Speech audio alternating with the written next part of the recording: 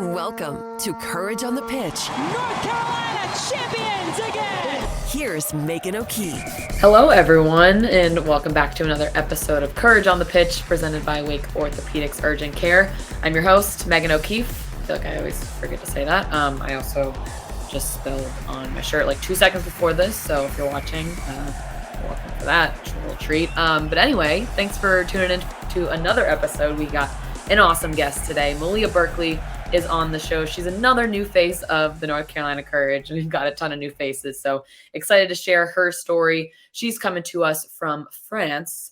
Well, she was playing overseas in France. She's actually from Ohio, grew up in the state of Ohio, went on to play at Florida State, won a national championship with them, was two-time Defender of the Year in the ACC. So tons of incredible accolades for Malia. And she also spent some time with the national team, and then obviously went on to play in France after school. So we talk all about that and a little bit more fun stuff off the field with Malia. So that's a little bit of a background on our guest today. But before we get into our conversation, let's do a quick recap of this past weekend with the Courage. Really exciting game. We faced off against the Washington Spirit. This was the final group stage game for the team before they were entering into playoffs of the Challenge Cup. The game ended in a draw, 2-2. So obviously we got 1 point from that game, but it was a massive game just because several reasons. It was on CBS Sports Network, which is just huge. A great sign for investment in women's sports. I think I just saw that over 368,000 people tuned in for that game. So that was awesome. And then can't forget to mention that our two goals, one of them was from Dabinia off the PK spot. And then the other goal was by our guest today, Malia Berkley, who scored a banger of a shot. So hopefully you were able to catch some highlights of that game. So as a result of that match, we are now moving on to the semifinals, and that game will kick off on May 4th. We take on Kansas City Current on May 4th, and that game will be on Paramount Plus. So that's exciting. We will be sure to preview that match as well as our match coming up this week. There is a little bit of an overlap with the regular season kicking off and then the Challenge Cup semifinals next week. So we will recap all of that and preview at the end of the episode. But without further ado, let's get into our conversation with Malia Berkley. Courage on the Pitch. Off the field. This is great. We're going to roll right into it. Malia Berkley is on the show and her dog. Let's do this. Hi, baby. Oh, my gosh. Hi, Luca. He is so cute. Thank you. He's super fluffy right now. I got to get him shaved down before the heat starts coming in. He looks like my carpet. I have a carpet. Oh my, how old is he? He's 3. All right. He is so cuddly. Where's the name from? It's Croatian, and my family's heritage is Croatian. Oh wow. We're gonna try to go this way then, because oh yeah, get him some good lighting. He wants to lay across me. Sorry. Oh my gosh, he is so cute. So when did you get him? I got him in January of 2019, I believe. Gotcha. And then during the first weekend of the Challenge Cup, my family brought him down. Oh, what's it like having him back in like a little piece of home? Oh, so nice. Yes. He's all snuggles all the time, as you can see. He thinks he's a lap dog, but How much does he weigh? Like 90 pounds. Oh my God. Like extra weightlifting. Like, yeah, we try to run a lot, but he's lazy like me, so. Oh, well, you deserve a little rest. So let's dive in real quick to the massive weekend that you had. I mean, obviously the team, it was an exciting game. Yes, it was a draw, but for you personally, that goal was beautiful. I don't know how many times you've like rewatched it, but can you like take us through that play? Because I can't get over the goal that you had. Well, we had been really good in the press in the second half, and Kiki coming in did an awesome job coming into that 10 role, which is funny because she's not a 10, but she, I think, has been doing great there. And, went into the press. We kind of locked them in their third, and I could see that when it went to their center back that she was looking to play into the midfield, and that if I just held my run a little bit, that I thought that I could jump it, and she happened to hit it even looking for that pass. So I was able to step in, and I could see I had 2 people to the right going into the box, but nobody stepped to me. So I was like, I'm just going to let this rip. And it worked out. So Yeah. That's funny. I mean, looking obviously your career, you've been center back for most of your time at FSU, but also had some time in the midfield, and now you're playing midfield here. But do you normally have that like attacking mindset? I feel like I was a center back. I'm like, I never look even at the goal. I'm always like trying to pass it. I feel like, yes, I've always kind of had the attacking mindset, because when I was put into the center back role at FSU under Mark, he kind of let me have the freedom to go forward if it was open.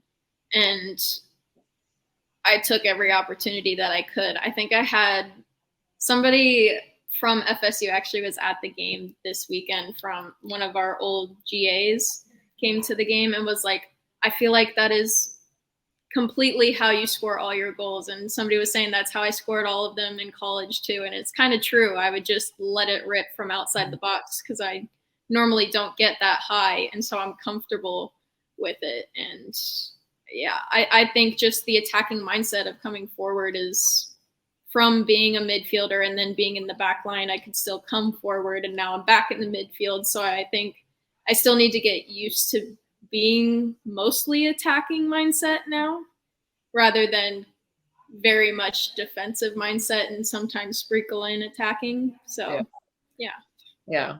So you signed on with the Courage in December of 2021. You've been playing in France for a year, but just let's focus on the Courage for a little bit here. What were some of your expectations coming in? Like, I know there's obviously this culture around the Courage that everyone talks about, championships and all that. So what were your expectations coming in from a personal standpoint? Personally, I was looking to just be in a place surrounded by players that want to get better and want to get to the next level. Like you said, North Carolina has a history of being one of the best clubs in the league, and they compete for championships like year in and year out. And for me, I just really wanted to be a part of that culture, something that will help me develop. Obviously, one of my goals is to make the full U.S. national team. And I think coming here is a really great opportunity for me to play against top players internationally and also top players in the U.S. Yeah. And looking at the roster, we've talked about this on the podcast a little bit coming into the season. There were so many new faces, and everyone was like, how the heck is this team even going to mesh? It was such a question mark. But what's it been like off the field for so many new people coming on the team? Like, what's been the best part of, some off the field stuff for you guys, bonding together as a team? We actually have like a game night group chat going, and I think it's pretty fun. I've only been to like 2 of them. Sometimes it's hard scheduling with a bunch of people just because everybody is on their own schedule with recovery stuff and PT and all that. But I think that's always really fun, just to kind of, get together, maybe bring some dinner or dinner beforehand, and then just have a couple hours of games just to kind of relax, get out of the soccer mindset, and just have some fun. I think that's been something that has brought us together. Does it still get competitive, though? I feel like you probably can't flip that switch. Oh, yeah. Oh, definitely competitive. When somebody loses, there's some unkind words. That's bad news. Who's the most competitive, if you were to say, in like a fun, competitive way? That's difficult. I would probably say Bowen, just because. Is that your roommate? Roomie, yes. And probably because she's just so like vocal and peppy that it's just funny. If like she were to lose, she's just the funniest about it. Well, that's good. That's better than, some unkind words. So Yes. We'll take that. Very true. So looking back at your career, you're not really a stranger to playing at Wake Med. I saw you won several ACC championships. A couple of them were at Wake Med. So that's kind of cool for you to, have that new chapter as a pro now playing here, but you had an awesome career with FSU. And then you made the decision to go overseas, as you had been projected like top 5 to go in the 2021 NWSL draft. But then I think I read that you're looking at me like, what? But then you decided to go play in France. So what went into that decision for you? Well, for me, I've always wanted to play overseas since I could remember. I think since I started playing at 3 years old, I told everyone I was going to be a professional soccer player. Like, my favorite team to watch was Liverpool, and I was like, oh, I'm going to go play with like all these great players, like not realizing that there's a men's and women's side. I was like, I'm going to go be like the next Messi, and I'm going to like school Messi and all this stuff. But I, like, growing up, I just knew I always wanted to have the opportunity to play overseas and get that experience. And at FSU, we actually had a lot of international players as well. And I found myself really like loving to learn about their style of play and how the culture changes for them, and just getting to see how they're adapting to being in the US. And for me, I was like, I want the opportunity to see what that was kind of like, to go someplace like not knowing the language, not knowing if I'll like the food, and just kind of taking it as it is and seeing what I can make of it. Wow. I feel like that's such a cool like challenge for off the field even too. Like you said, the culture shock of it, like you want to put yourself in those situations where you're kind of putting yourself in a difficult challenge, whatever it is, but that's cool of you to do like off the field. But because I was actually listening to a podcast you're on, I think it was at the end of 2020, and it was like the Aristocrats or something. I forget the name of it, but it was a period where you hadn't made the decision yet of if you were going to stay at Florida State because you had more eligibility because of COVID, or if you were going to enter the NWSL draft, or if you were going to go overseas. So I can't imagine how difficult that must have been for you. So what were some of the factors you were thinking about, having to say goodbye to Florida State and not enter the NWSL draft even? Yeah, a lot of that was due to COVID and not being sure which league, if any league, would be playing. I think during that time, my biggest concern was development and being able to train and being able to play. Mark was very involved in all of my decision making and helping me out with all of it, which really helped. He was like, here you'll be able to train and everything. Like, we're not having the national championship in the fall. We're going to do it in the spring. But again, like, seasons had been canceled. He's like, I'm not even sure if we'll end up having the national championship in the spring. It's really what you feel most comfortable with. And then at that time, I started talking to French clubs. I think I talked to a couple of Swedish clubs, and like they were more assuring of being able to have trainings, and just because they kind of got a lot of it under control before the US was able to. Mm-hmm. And at that time, I was like, I just think I did everything that I could at FSU. Like, I loved FSU. It was one of the best decisions I ever made in my life, but I was ready to go pro and ready to kind of take on that next chapter. Yeah, that's probably like such a risk. You had to think about staying and then a season not even happening. You're just like, dang it. Should have gone. So I didn't want to just sit around. I wanted to be able to do something and like be in control of your destiny or whatever. But no, that makes sense. So you make the decision to go. You played for Bordeaux, and so take me back to your first couple days, even in France by yourself. I don't know if you even had any family or knew anyone over there, but what was it like, for the first time living in another country, sort of on your own? How scary was that? The weeks were actually horrendous. Maybe we don't want to go back to it. I know. I actually ended up getting COVID on the flight over to France. Because at that time you had to get tested before flying internationally. And so got tested the day before, was negative. very long flight, lots of flights to get over there. And then you had to test again when you landed. And then that test ended up coming back positive. But I had 0 symptoms. Like, I honestly had never felt better. And so I was like, oh, maybe it's a false positive. Yeah. And nope, tests kept coming back positive. And so I was locked in a hotel room, a small hotel room, for 2 weeks.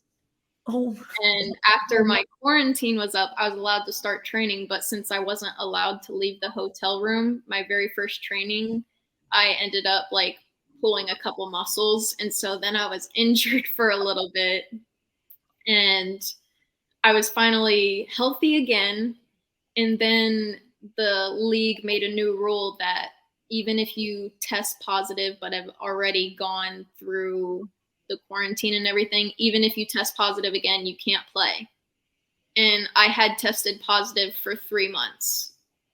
What? So I was not allowed to play, and ended up figuring out that I had a broken wrist from boxing in the off season just to kind of stay fit.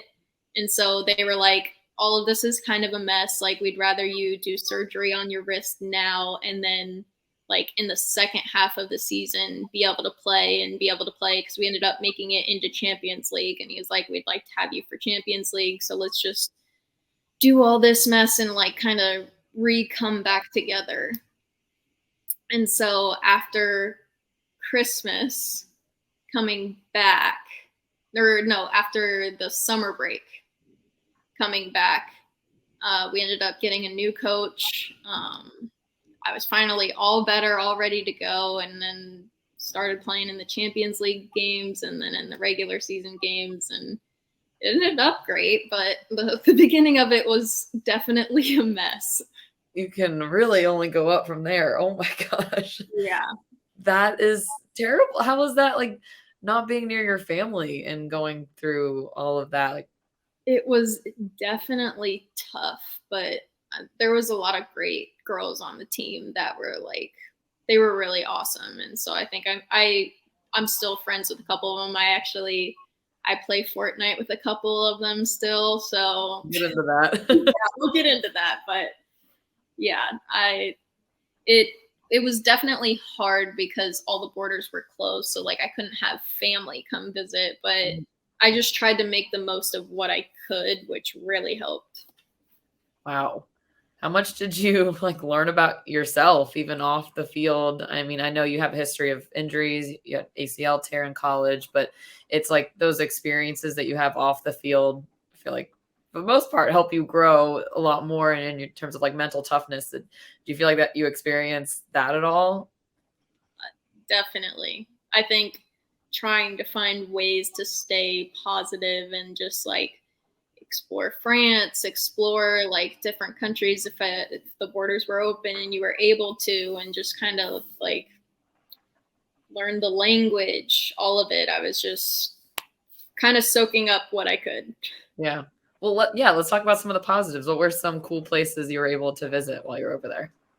Ooh, I've got to go to Spain. Like there's this Saint Sebastian, this like little, it's kind of like a little inlet, and it literally looks like a U where like all the beaches are, and then like mountains come in on each side, and it was absolutely gorgeous. And I ended up going there with my mom when she was able to visit, and that was probably one of the coolest trips that I was able to do outside of the country. For Champions League, I was able to go to Iceland or Sweden. I think it was Sweden, and then Germany, and played against Wolfsburg, and that one was probably the coolest game to play in. And then in France, I think one of the coolest things was when my dad visited. We went up and did all the beaches of Normandy, and like got to see a bunch of different sites there, and I thought that was really cool. What about food? What was the best food you had? I'm all about bringing food into the conversation here. Oh yeah, I I really love the pastries. Like those were definitely my favorite. It took me a little bit to get used to having like raw meat, which they're like very big on. What? Yeah, and I mean eventually I got used to it, but Wait, like how do they serve? In what way are you eating raw meat? like it looks like ground beef. Like tartare? But Yes. Yes. beef tartare. Okay. Yes. But for me, like the first time I ordered it, I was like, "Oh, beef!" Like I knew that word, so I was like, I know this word. "Steak, I'll eat that. That'll be great." And it came out, and I was like, "Did they forget to cook it?" Like I wasn't completely sure, but I was like, "I don't know," because the table next to me, I guess, ordered the same thing, and I was like, "This is interesting," and they just went in on it and started eating, and I was like, "This is so weird to me," but I mean, I got used to it. Yeah. That's like your favorite meal, cooking it all the time, or not cooking it, I guess. Yeah, I guess so. Yeah. Wow. Well, that sounds really cool. Obviously, that you got all those experiences after what you had to go through that set the bar so low when you got there. But I guess transitioning off the field a little bit, had your time overseas, you signed with the Courage, and you've obviously had a really strong start with them. But off the field stuff, we like for fans to get to know you a little bit off the field. I heard you're a big gamer. We actually talked with Jorian about her gaming. I don't know if you guys like play together. Okay. I'm going to back up because I don't know anything about gaming. And so you're going to have to dumb this down for me and just walk me through like what games are we playing? Let's start there. Oh, well, I have two gaming systems. So Okay. I have the PlayStation 5 and I have a Switch. So Like nice. That's so cool. yeah, I mean the Switch is for traveling, you course. gotta do stuff while you're waiting for the plane, on the plane. All that's nice. I think I have a racing game. I think I have Crash Team Racing, Crash Bandicoot. I have a bunch of Mario games. Okay, I'm getting on board with that. I grew up with like Mario Kart, Mario Party. Yep, I have Mario Party, Super Mario Bros, all that fun stuff. And then for PlayStation, I've been really into Fortnite and Call of Duty, and then this game called Gauntlet. But it's pretty fun. It's like this medieval style game where like you can be like a wizard or an archer or something, and you have to go through these levels and level up your character. I don't know. It sounds nerdy, but I like it. Hey, if you like it. I mean, I hear Gauntlet. We had a fitness test in college called the Gauntlet. So I just get like PTSD. But your game sounds better. You get to be a wizard. That's much better than sweating. Definitely. But you also stream on Twitch. I do stream on Twitch. So what does that even mean? Like people can watch you play, right? And you do like play by. I have a webcam and it records me and my screen, and people can watch me play. They can chat with me. I think I actually have had a North Carolina fan chat with me while I was playing a game, which was pretty cool. You're probably gonna have more now. What's your like screen name? Millie B. What is it? Millie B. MILLIB. All right, heard it here first, folks. You Yep. can go watch her. Okay, so how many viewers do you get on this? Or people tuning in? It depends on the game that I play, I would have to say. I think I get the most viewers when I play Gauntlet, or like depending on the time of day for Fortnite. I think it's just entertaining because I also play with my boyfriend a lot, and he's really good at gaming. And so he also streams, and all of his people will like come onto my channel, watch my stuff. All of my people will go on his channel, watch his stuff, because he plays all like the new exciting games. Yeah. But like an influencer. Yeah, I think it's fun. It's entertaining. You get to talk to random people and just kind of relax and play a game. Yeah, that's what I was going to ask is like, what do you like about it in the sense that, is it like an outlet for you outside of soccer? You have something else to, escape to, or what is it about gaming that you feel like why you like it so much?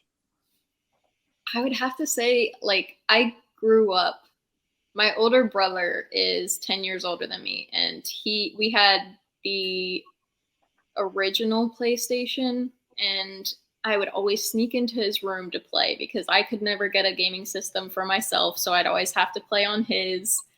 And I think I just loved, like, we would always play together, and I loved that. It was always something really fun to do outside of soccer. Sorry, it's storming. I know, it's starting to like thunder out here. I'm like, hopefully keep power up in here.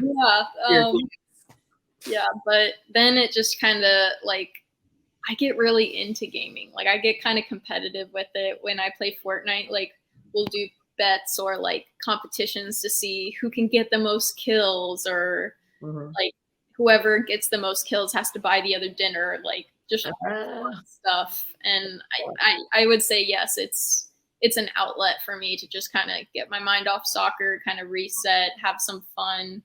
I also like watching movies, so it's either movies if I'm too lazy to focus on staring at a screen, or games if I'm a little more awake. Moving right along. Okay. I don't know if this is a deep cut. I think I heard this in one of the podcasts. Your favorite slushy flavor? Oh, Mountain Dew.